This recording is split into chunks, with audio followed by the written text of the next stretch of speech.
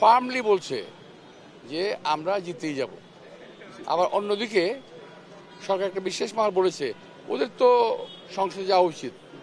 একজন বিশেষ ব্যক্তি বলেছে, আমি নাম বলবো না, যে ওদের তো সংসদে যাওয়া উচিত।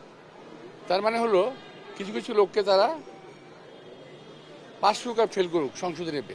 তাহলে সবশেষ যে প্রশ্নটি সেটা হচ্ছে যে অংশগ্রহণমূলক নির্বাচন নিশ্চিত করতে আপনার বার্তাটা কি থাকবে? অংশগ্রহণ নির্বাচন তো মূলক নির্বাচন তো হচ্ছেই,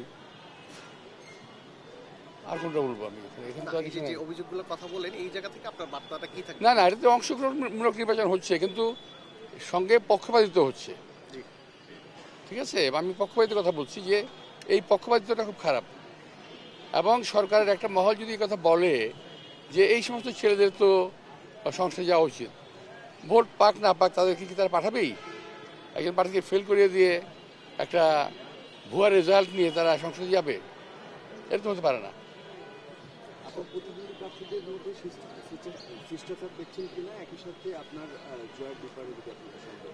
এই ধরনের প্রশ্ন আমি আর কখনো মোকাবেলা করি নাই। তুমি যে প্রশ্নটা করেছো তার মানে হলো যে তুই বোধহয় শিষ্টাচার বহির্ভূত কিছু মানে আচরণ দেখতে পাচ্ছ মনে হয়। আমার ধারণা তোমরা দেখতে পাচ্ছ এটা, আমি এভাবে কমেন্ট করবো না।